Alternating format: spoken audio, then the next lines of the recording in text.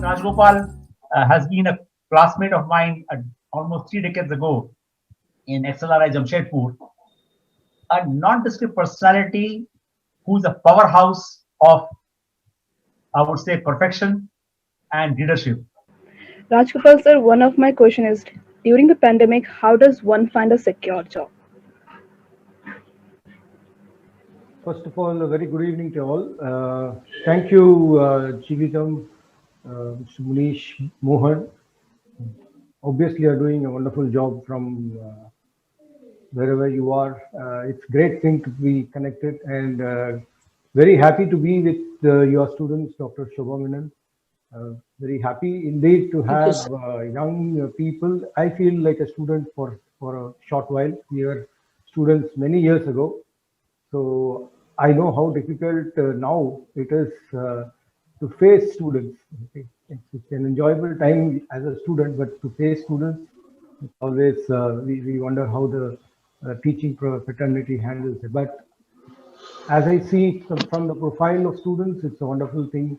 Uh, Very good to see and hear Deepa. I think you've already done a lot for yourself in your life. You're still Thank young, you, sir. and very happy to see you involved in so many things, and you also gone through a little bit of difficult times. I'm sure all the times ahead is going to be wonderful. Coming Thank to you. your question, how does one find a secure job? You know, the first thing that comes to people is secure. I think the word secure is a very relative term because security is something that you should not be taking for granted in any circumstances, whether it is pandemic or all the good times. So in Indian context, people usually relate to secure job as a government job, right? But let me tell you, if you are sincere and passionate about what you're doing and you're good at the job, you can always be secure in any environment, whether it is pandemic or otherwise. Therefore, I think if you're looking at external security, somebody to come and give you security, it is not going to be ever there. So I would only advise, from whatever little experience I have, that if you should give yourself 100% on the job, whichever uh, job you take up, whichever job you look for. Don't look for external comfort. See what you can give to the job, and definitely good organizations, good people will always give you that security back because you are contributing to the company. So that would be my simple answer to that. I hope it addresses it little philosophical, but I think if you live up to it, I'm sure you will never find Yes, sir. insecurity wherever Yes. you are. So, what kind of job will disappear post the pandemic, and how will new jobs evolve? Um I think I would answer a little more about the previous job. People would want to know which is a secure company to work. I thought I should mention a couple of things. You know, there are two kinds of companies. One company which you could be very well-known company, so you know a little bit about it. Somebody else knows. Uh, Even well-known companies have their own practices which come as a surprise once you join them. So do always ask your friends. Somebody may have been working, some relative may be working, somebody may be known to you. So try to find a little more about the work culture and the kind of security which you would like to understand. Security means at least you should get your salaries on time. So we do in very large companies do sometimes do not honor their commitments. So you find out a little more from your friends and people who can completely unknown companies, small companies, startups, see what their business is about, whether they are going to get their monies from the customers on time, and that's the way every company is going to pay, take care of its employees. So look at for the cash cycle. That's what I would say. Coming to your question of what kind of jobs will disappear and how new jobs will evolve, I think first of all, none of you should be ever afraid that something will disappear from the earth. It will all come back in some form or the other. So the job description or the job definitions which is there today will get changed, but definitely the needs of human kind will remain, and therefore it will only change forms. So it is like, a little bit of physics, matter can never be destroyed. So it will only going to change from one form to the other. Answering specifically what kind of jobs are likely to be evolved, let's take the positive side. As you can see, as the way we are now interacting, it's all through technology platforms. So a lot of things will happen around technology. Uh, this college of yours is into arts and commerce. So a lot of jobs are also going to come in understanding human psychology, how the people behave online, how they transact online. So transaction processing jobs will be on the rise. Digital influencing, digital marketing is going to be of a very big order. People are going to be influenced about their decisions from behind the scenes. So a lot of things. That's it. A lot of new jobs which are driven by these platform based things like teaching, online teaching skills are going to come. Even arts and music is going to come. So a lot of these jobs are going to definitely evolve. What will disappear will be jobs like agents, brokers, middlemen, and administrative jobs are going to be going away. So I hope that answers you, Deepa. Yes, sir. Sure. So great. Good evening, Rajagopal sir. My question to you is, which skills should a student possess during his college years to secure a good job? Yes, good evening, Burhanuddin. Yes, Very sir. interesting that you have very interesting hobbies and wonderful ambition. I think this is the right time of your life to have such an ambition. I Thank you, wish you sir. the very best, and I'm sure KG will find a good job in you. Coming to your question, yes, some of the things were answered by Mr. Pawar in his earlier response. But just to recap, I would say the most common skill which is currently being looked up is good communication skills. Whatever you have to express, you need to be able to express it both orally and in a written form. That's fundamental skill, which is universally required for most of the jobs. I would say almost all. And I would request all the students to have a reasonable amount of general awareness.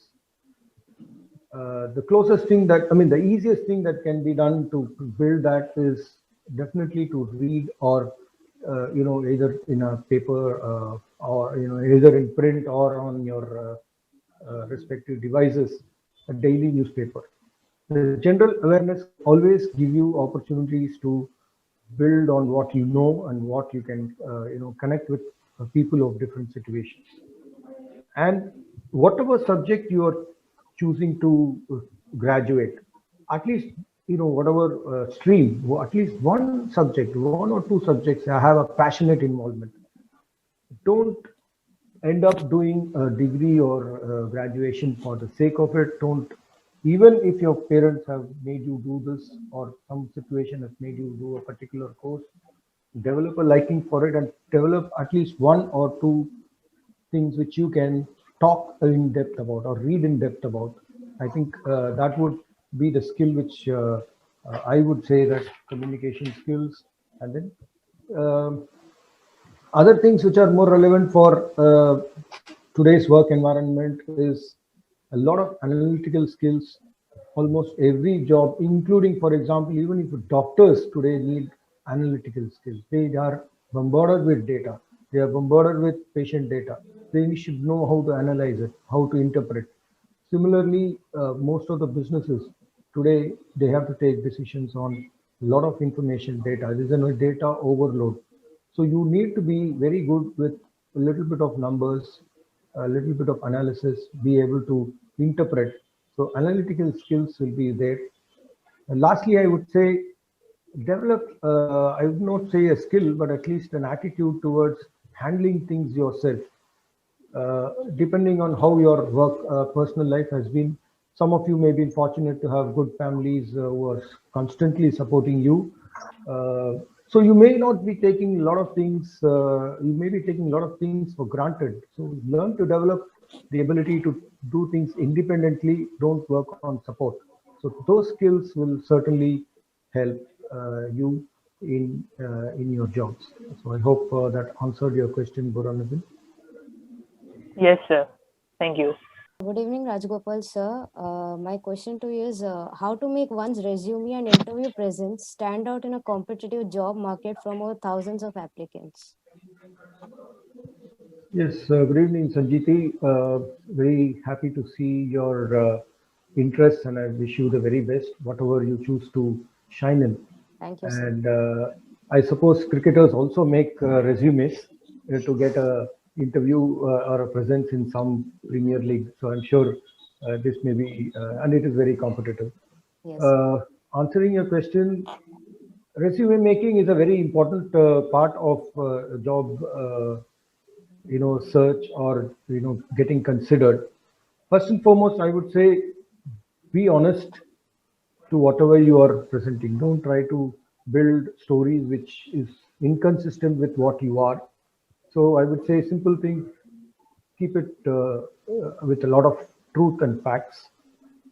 And I think whatever you put in the resume, you should be able to substantiate it. As a part of running a business, I do come across a lot of resumes. And then when you interact with them, you find what is there in the resume and what the person is are completely different. And therefore, it is a disappointment because you shortlist on the basis of resume, you end up seeing a different person. So never do that. I think it is not just the resume, it is also the interaction post the resume that you will have to, you cannot escape. So please do ensure that you give factual truth, honest opinion about whatever you are. And I think in resumes, you should not end up long pages. So make it brief so that in one glance, whoever is working on deciding on to choose you, they should be able to understand you in a very short reading. But so a 30-second scan, this I came across in some interaction with a student who's doing his management and management studies. He's about to graduate. And he said, the resumes must be built with a 30-second scan rule. And the other point, which is specific to companies which look for, because when you mention thousands of applicants, so something has to be there in your resume. So look for, what they look for is a result, action and context. So whatever your achievements, it need not be, only limited to academic achievements. We try to focus on the results and in what context you have worked in that, and what is the kind of action you took or which ended up in the result. So we are all used to very information based, like just saying I scored this or I did this, but try to bring out that element of you that is unique to you in that little achievement of yours. And I would say make the resumes tailor-made to as many companies as possible so that it doesn't become a general one resume for all kind of jobs. So if possible, try to put a specific resume for every job which you are applying for. Lastly, one very interesting advice I would say, some of our HR receives a lot of resumes from very funny IDs like Lucky 007, so and so, Dolly 123. I know all of you have pet names and pen names, and your personal email IDs are all generally revolving around that. But please do not use such mail IDs for sending resumes. It can sometimes give the wrong side of you. Try to create a formal email ID for yourself and whatever jobs you are applying for, whether it's online or internally, or giving your mail IDs to in your resume, please make it as professional as possible. And I think that's what is it. I mean, be honest to yourself. Be honest to whatever content you are presenting. So, how should one's mindset be while taking up and continuing a family business? Well, I would give a general answer. I would say, first and foremost, in your question itself, there are two parts. The word family, business. Family and business. First and foremost, you should understand family is different, business is different. Okay? Most of the mindset issues come only because we tend to mix up family and the business part of it. So I think to be very clear for you, whoever is having this opportunity, I would say, to continue on the family business, there should be completely different compartmentalization of what you have as family and what you have as business. That will bring a lot of clarity to you when you conduct yourself, when you start working or continuing the work which has been done by your family members.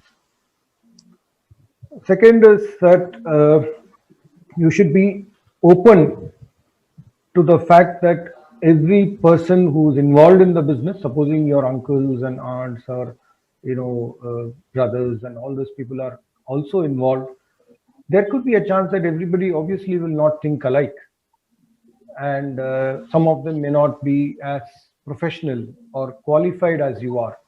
So you need to accept that it can happen that there will be some sense of what you think is not a smart thing to do or a smart activity to do. So you should not jump, as particularly when you're joining stage, you should never start making judgments before you understand what actually is happening, what is the past. I will say the other common mistake, most of the, particularly either the young or I would not generalize, but people who come and join, is whatever they know from their academic experience or academic knowledge or whatever they've read, you want to implement it from day one, right? You heard something, you read something in your college, you think everything that you read can directly be applied in your family business just because it is your family business, just because there is no barrier for you to talk about it. So I think you should avoid that, and so you should also accept that there will be people of different calibers, and do your wait and watch game in communicating what is relevant at the right time.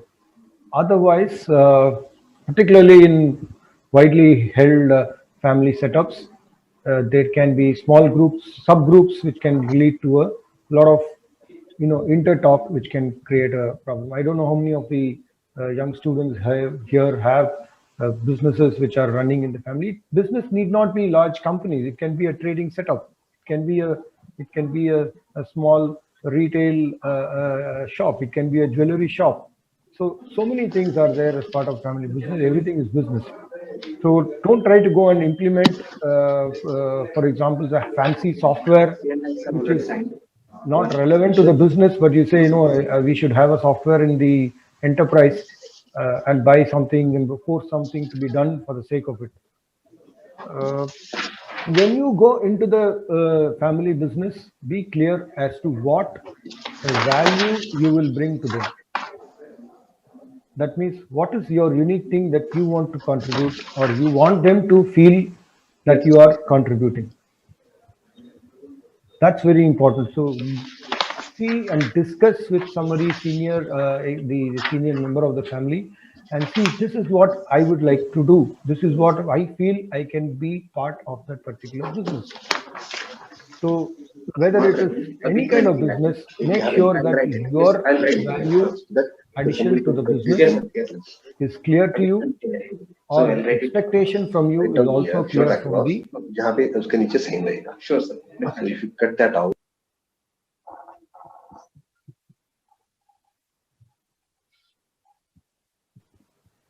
Yeah, I don't know. It's been some.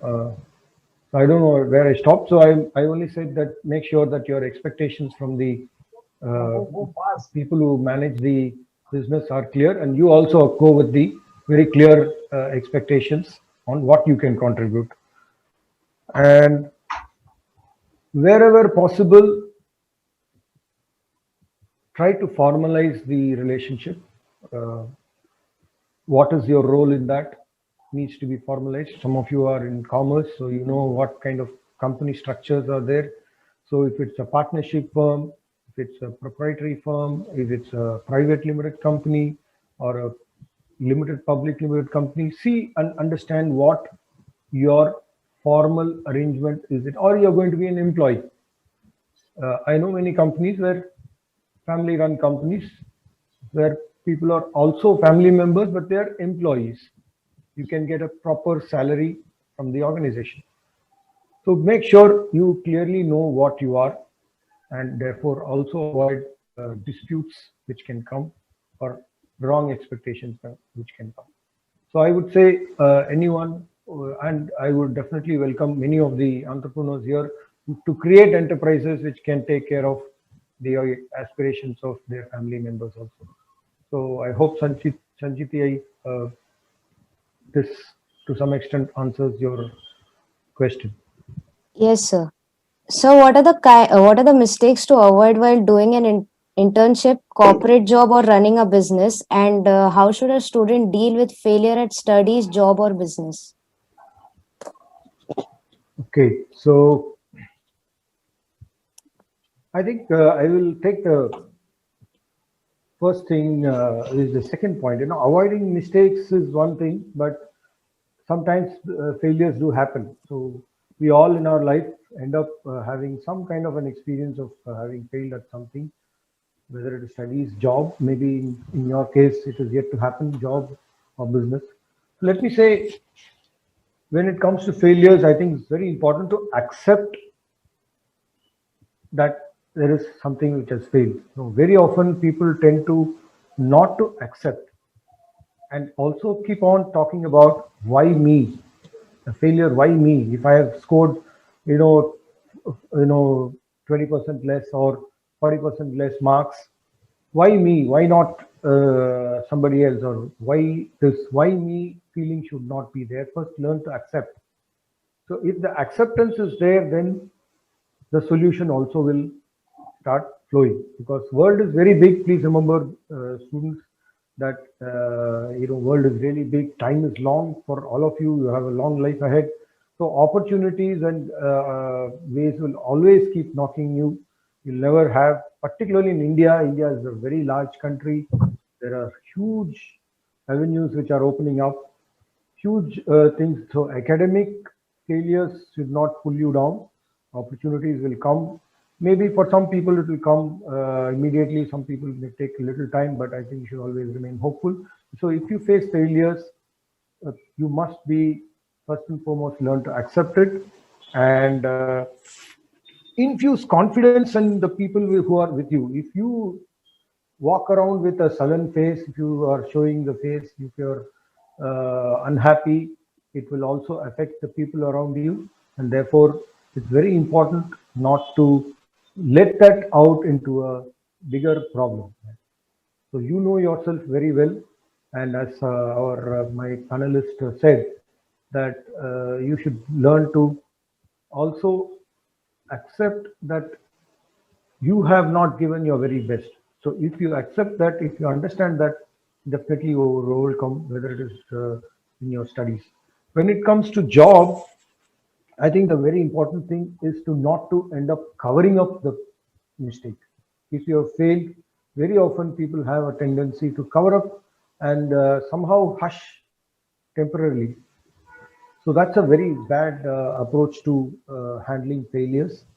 So it's very important that you be honest and open up and say, yes, it has happened.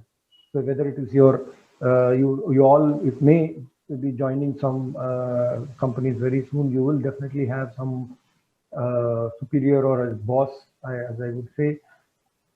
Do not allow them or anybody else to find out the failure.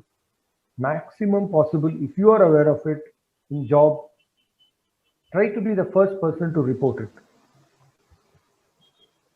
It is always, it is a compounding problem. If someone else, including someone to whom you're reporting, finds it out, and then of course, if it's something that you did not know, that's a different thing. That is ignorance, that you did not know. But do not try to cover up a mistake or a failure and try to think that somehow things will happen. Nobody will notice it. Definitely, it will come back to you. So please always be learning to accept and also own that responsibility of that failure. So, in particularly in job, in business, whether it is a small business or big business, I think transparency is very important. You must be honest with your customers. If there's a failure of a product or a service, you must be transparent with your customer and accept that there is a problem. Many customers or suppliers will always appreciate a setup where, yes, if it's a problem, if they accept, and then you can choose to either replace the good or do the free service or pay the extra money to from your supplier. But if you are not transparent with them, then it becomes, again, as I said earlier, it will come back to you.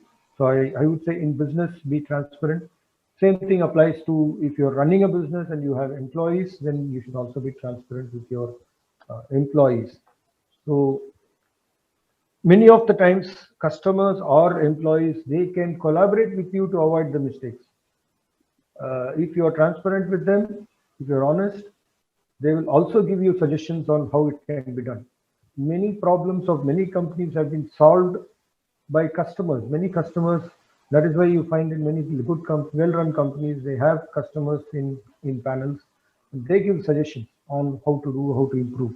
It actually comes free of cost, but it adds a lot of value to the companies. So I would say these are the small tips. And at as many times as possible, take your family to confidence, and I'm sure they will always have good things to say and encourage you whenever things go wrong. So I would say these are the small things in dealing with failures. Avoiding failures is something that obviously you have to learn from one mistake or the other, and be conscious of not repeating the mistakes. At the same time, don't become, what they say is once bitten, twice shy. Don't stop venturing yourself from doing your genuine bit. Many of the persons with one failure, then they stop going in that direction. I think you should believe in yourself, and therefore, in avoiding mistakes, do not run away from them. Run away from the right thing to do. So that's the message I would say. Learn from the mistakes. Don't run away.